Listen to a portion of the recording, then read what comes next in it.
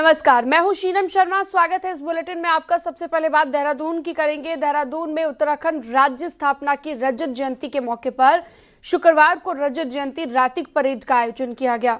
Police line में हुए समारोह में राज्यपाल गुरमीत सिंह और सीएम पुष्कर सिंह धामी शामिल हुए।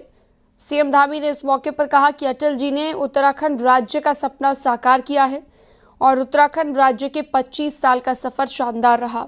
हमारी सरकार राज्य के विकास के लिए लगातार काम कर रही है। साथ ही सीएम ने डेमोग्राफिक चेंज को लेकर कार्रवाई की भी बात कही। सम्मान समारोह में 8 लोगों को राज्य गौरव सम्मान से सम्मानित भी किया गया।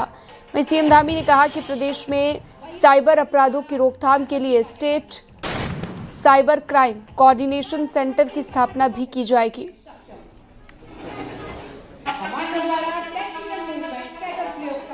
में हमारी सरकार राज्य आंदोलनकारियों के सम्मान और उनके सपनों को साकार करने के लिए कृत संकल्पित होकर कार्य कर रही है। पिछले करीब 4.5 वर्षों में हमारे प्रदेश ने जो उल्लेखनीय उपलब्धियां हासिल की हैं, वो इसका साक्षात प्रमाण है। आज हमारे प्रदेश ने किसानों की आय में वृद्धि करने में देश भर में प्रथम स्थान प्राप्त किया है। हमारी कंपाउंड एनुअल ग्रोथ रेट 12.69% रही है, जो राष्ट्रीय औसत से 4 गुना अधिक है। साथ ही आज हमारा राज्य युवाओं को रोजगार देने के अवसर उपलब्ध कराने में देश का अग्रणी राज्य बनकर उभरा है। हमने प्रदेश की बेरोजगारी दर में 4.4% की कमी लाकर राष्ट्रीय औसत को भी पीछे छोड़ने का काम किया है। रजत जयंती वर्ष के मौके पर शुक्रवार को पंतनगर विश्वविद्यालय में आयोजित रजत उत्सव कृषक सम्मेलन में सीएम धामी शामिल हुए। सीएम धामी ने कहा कि पीएम नरेंद्र मोदी के विकसित भारत के संकल्प में किसानों की अहम भूमिका है। कार्यक्रम में पहुंचने पर किसानों ने मुख्यमंत्री का फूल बरसाकर और फल सब्जियों की टोकरी भेंट कर स्वागत किया। बदले में सीएम धामी ने भी किसानों पर फूल बरसाए हैं।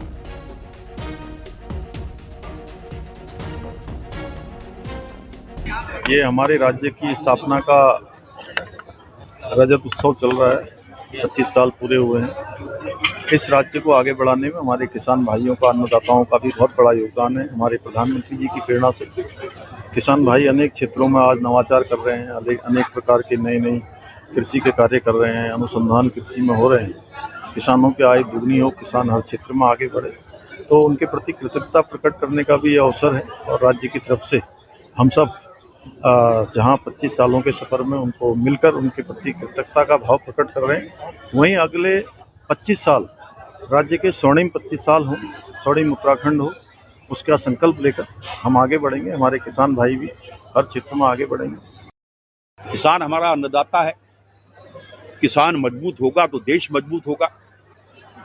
और जहां देश का प्रधानमंत्री नरेंद्र मोदी जी किसान की चिंता करते हैं, प्रधानमंत्री बनने के बाद सबसे पहले तीसरी बार उन्होंने किसी पत्रावली पर साइन किए तो किसान सम्मान निधि की थी।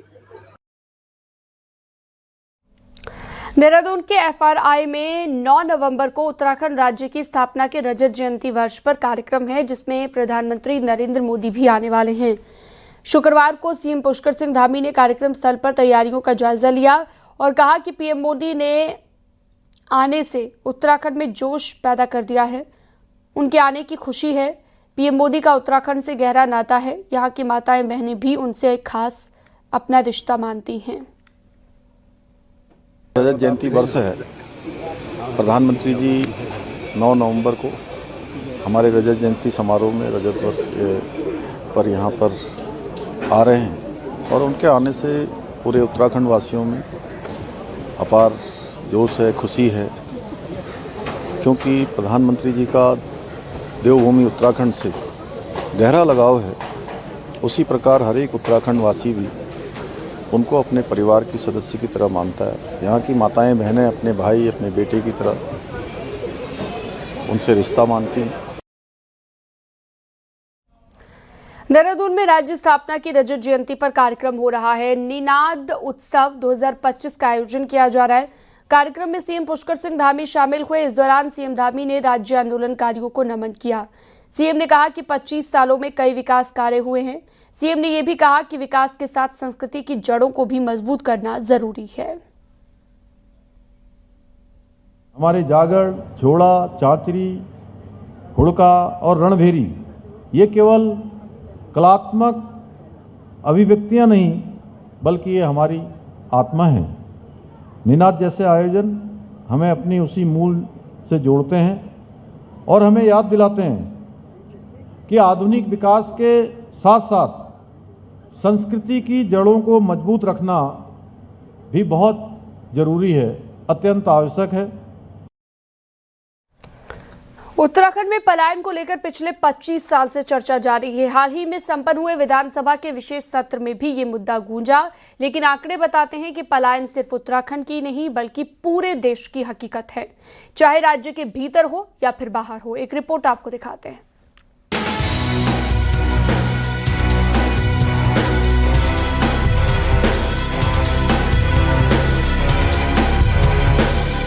उत्तराखंड में पलायन को लेकर सामाजिक और सियासी दोनों स्तर पर चिंता जताई जा रही है।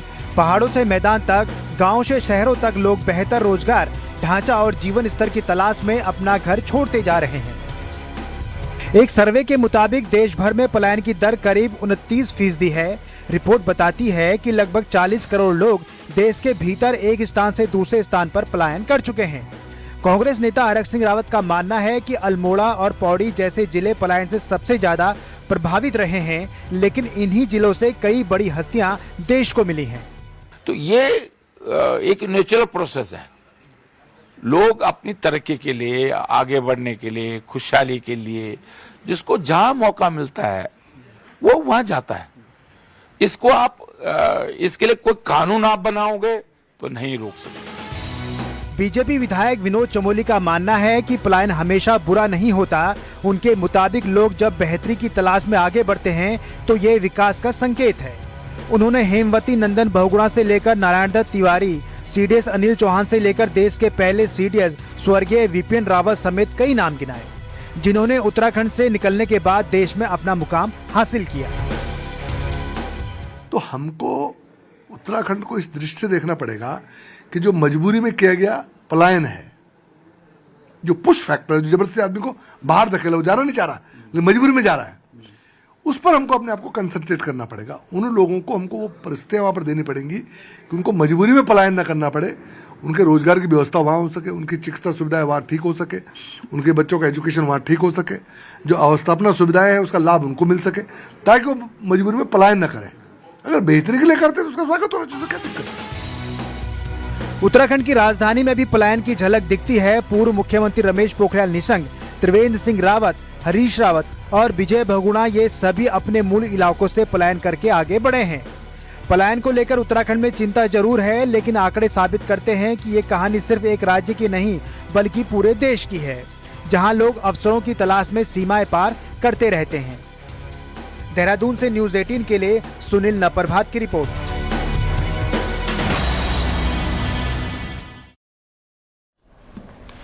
विकासनगर में अतिक्रमण के खिलाफ एक्शन लगातार जारी है। शुक्रवार को पछुआदून में एक बार फिर से अतिक्रमण पर तहसील प्रशासन का बुलडोजर गरजा। तहसील प्रशासन की टीम ने 7 जगहों पर सरकारी और गोल्डन फॉरेस्ट की 10 बीघा जमीन पर किए गए अतिक्रमण को हटाया।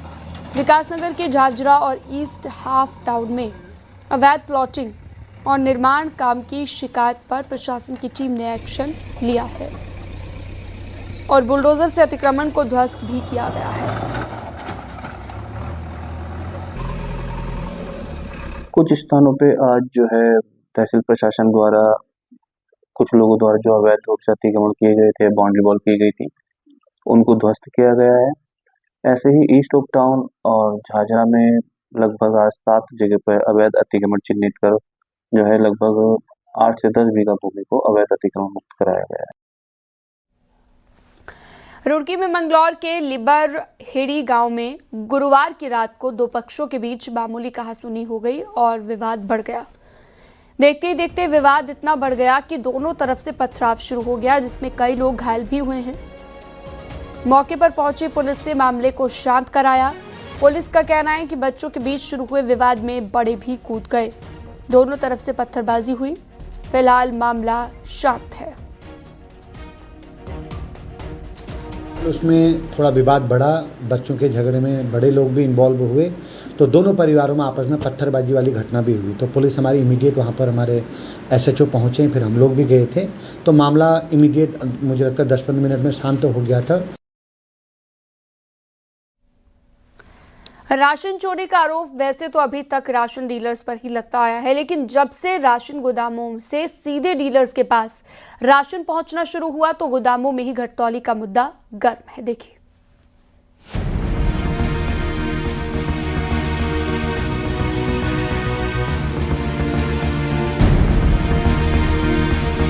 उत्तराखंड में 9,000 से ज्यादा राशन डीलर हैं जो गोदामों में धर्मकांटे नहीं लगे होने के कारण अब मुखर है। आरोप है कि राशन गोदामों में ही घटतौली चल रही है। वैसे देहरादून में 2 राशन गोदाम है, जहां ट्रांसपोर्ट नगर गोदाम में 5 इलेक्ट्रिक वेट मशीन और गूलर घाटी के गोदाम में 2 वेट मशीन है। इसके अलावा 2 प्राइवेट धर्मकांटे में भी राशन तौलने की बात कही जाती है, लेकिन उसके बावजूद डीलर्स का आरोप है कि 50 किलो के राशन के बोरे में 5 किलो तक राशन कम होता है, जिसकी शिकायत कई बार की गई, लेकिन सुनने वाला कोई नहीं। हमें बिना तोले राशन दिया जाता है, हर कट्टे में राशन कम होता है, तो उस पर भी विभाग द्वारा माननीय मंत्री जी को तो हमेशा आश्वासन दे देते हैं। मंत्री जी की बैठक में उनके सामने कह देते हैं कि हम इस पर परीक्षण करवाएंगे, लेकिन आज तक हमारे विभागीय अधिकारियों द्वारा कोई परीक्षण नहीं किया गया है और न उस पर कोई विचार विमर्श किया गया है। हमें पोस्ट मशीन से एक दाना तोल के हम देते हैं, लेकिन हमें जो गोदाम से कोई भी बोरी तोल के नहीं दी जाती है, जिस कारण कई ग्राहक हमारे राशन से वंचित रह जाते हैं। दरअसल पिछले 2 साल से राशन के बोरे अब सीधे डीलर के ऑफिस पहुंचाए जा रहे हैं, यानी अब उन्हें गोदाम में आकर खुद राशन नहीं भरवाना पड़ता। वहीं लाखों के राशन के घपले का मुद्दा मंत्री से लेकर अधिकारियों के सामने भी आया है, जिस पर मंत्री कहती हैं कि कई जगह पर धर्मकांटे की लिमिटेशन है। खाद्य गोदाम है, उन खाद्य गोदामों में धर्मकांटे लगना या इलेक्ट्रॉनिक मशीन लगना, इसके निर्देश हमारे द्वारा पूर्व में भी दिए गए हैं। खाद्य गोदाम अपनी अपनी कैपेसिटी के हैं, क्योंकि धर्मकांटे पूरी तरीके से एक ट्रक आता है और उसमें लोड होता है, तो उसके लिए कितना एरिया चाहिए, जहाँ जहाँ इसकी संभावनाएं हैं वहाँ उसको करे जाने का निर्देश है। और नहीं तो अधिकतर जो है वो इलेक्ट्रॉनिक मशीन जो है वो स्थापित किए गए हैं। अगर आरोप सही है तो सीधे गरीबों को मिलने वाले सरकारी राशन पर ये डाका है, जिसकी जांच होना जरूरी है और नीचे से लेकर ऊपर तक बैठे वो अधिकारी भी जांच के दायरे में आने चाहिए, जो शिकायतों के बाद भी मामले को हल्के में लेते रहे। न्यूज़ 18 के लिए देहरादून से भारती संगलानी उनियाल की रिपोर्ट।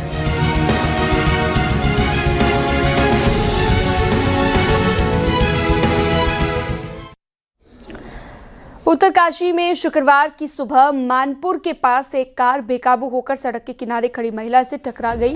हादसे में महिला की मौत हो गई। हादसे की सीसीटीवी भी सामने आ गया है, जिसमें देखा जा सकता है कि मोड़ पर अचानक से गाड़ी अनियंत्रित हो गई और गाड़ी पहले महिला से टकराई, फिर सड़क की रेलिंग को तोड़ दिया गया। वहीं हादसे के बाद जैसे ही ड्राइवर ने उतरकर नज़ारे को देखा तो खुद अपने आप से काफी निराश नजर आया। हादसे में जिस महिला की मौत हुई उसका नाम रेखा देवी बताया जा रहा है और अलैथ गांव की रहने वाली है।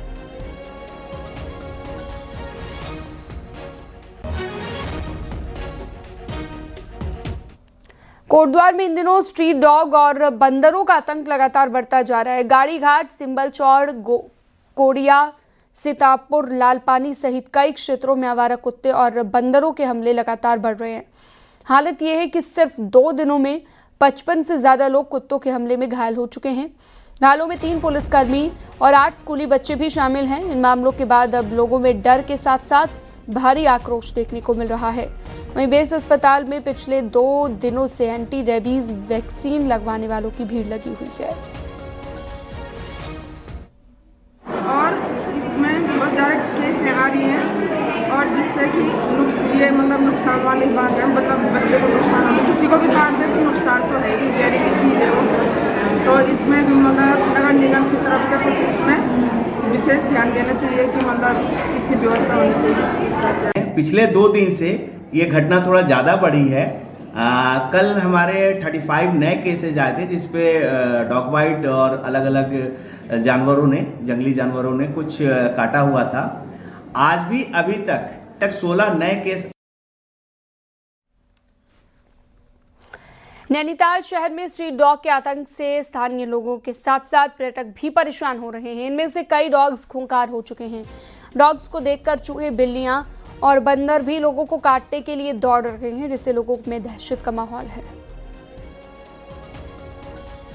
मेरी माताजी को भी ये आज से 2-3 महीने पहले काट दिया था, बल्कि एक बार क्या 1-2 बार काटा तो माताजी को भी जैसे कुत्ते के लगने में इंजेक्शन लगते हैं, वो लगता है, उतने ही इंजेक्शन मेरे माताजी को लगा है। लेकिन जहाँ पे अग्रेसिव या डॉग इस तरह की बाइटिंग का केस हो रहा है तो हम पकड़ बाट करके इसको एबीसी में रखते हैं। क्योंकि हमारे पास में प्रशिक्षित भी वो नहीं है, लेकिन फिर भी हमको पूर्व में भी हमने इसका इंस्टॉलेशन कराने के लिए हमने एनजीओ के माध्यम से करवाया था। जहाँ तक आप बता रहे हैं चूहे और बिल्ली के बाइटिंग की बात है, तो अभी इस तरह की रिटर्न में कोई हमको कंप्लेंट नहीं मिली है। आजकल जो है रेड बाइट और कैट बाइट है और अनुमान ये लोग देखा जा रहा है उसमें। तो आपके रेड बाइट में अगर काटने से जो बाइट है उससे वायरस या बैक्टीरिया के चांसेस ज़्यादा है, और जहाँ पे काटा जाता है वहाँ पे वुंड इन्फेक्शन हो सकता है या फिर टिटनेस हो सकती है। उत्तरकाशी में बड़कोट के स्वामी विवेकानंद अस्पताल के पास उस वक्त हड़कंप मच गया जब अचानक से गुलदार मेडिकल स्टोर में घुस गया, जिसका सीसीटीवी सामने आया। बताया जा रहा है कि गुलदार को मेडिकल स्टोर में घुसता हुआ देखकर स्टोर के मालिक ने अपनी जान बचाने के लिए छलांग लगा दी।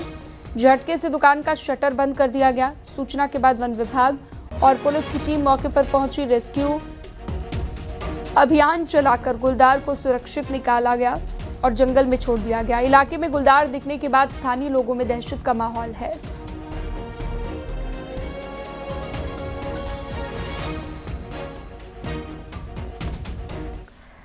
नैनीताल में बेताल घाट के किसानों ने विरोध का अनोखा अंदाज दिखाया है, जहां पर ये अनोखा अंदाज देखने को मिला।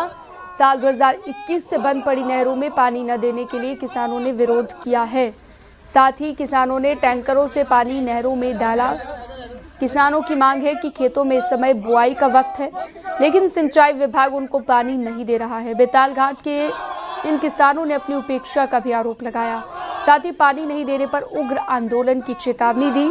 आपको बता दें, बेताल घाट इलाका मसालों के साथ साथ दाल और गेहूं के साथ बासमती चावल के उत्पादन के लिए जाना जाता है। और बाकी हम क्या कहें, हमें पानी बहुत शीघ्र चाहिए।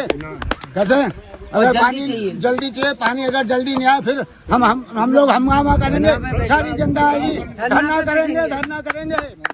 आज मुझे मांगने के लिए जाना पड़ रहा है, सब्जी दे दो। कहाँ जाऊँ? मेरे पास इतनी खेती है, भगवान की कृपा से मैं कुछ भी कर सकता हूँ, लेकिन आज मेरे को खाने के लिए प्याज दूसरी के वहाँ जाना पड़ा है। पिथौरागढ़ में आदि कैलाश में शिव पार्वती मंदिर के कपाट बंद हो गए हैं। पूरे धार्मिक विधि विधान के साथ मंदिर के कपाट बंद किए गए। अब अगले साल मई में फिर से कपाट खोले जाएंगे। इस दौरान मंदिर में पूजा अर्चना भी की गई। आदि कैलाश क्षेत्र करीब 15,000 फीट की ऊंचाई पर मौजूद है। इस क्षेत्र में अभी से बर्फबारी होने लगी है। आदि कैलाश के कपाट खुलेंगे और जितने भी श्रद्धालु हैं सबको भोलेनाथ का आशीर्वाद और पार्वती माता के वहाँ दर्शन के लिए आइएगा हर साल। 15 नवंबर से राजाजी टाइगर रिजर्व और कॉर्बेट टाइगर रिजर्व के गेट पर्यटकों के लिए खोल दिए जाएंगे। पार्क प्रशासन इन दिनों तैयारियों को अंतिम रूप देने में जुटा हुआ है। देखिए राजाजी टाइगर रिजर्व से ग्राउंड रिपोर्ट।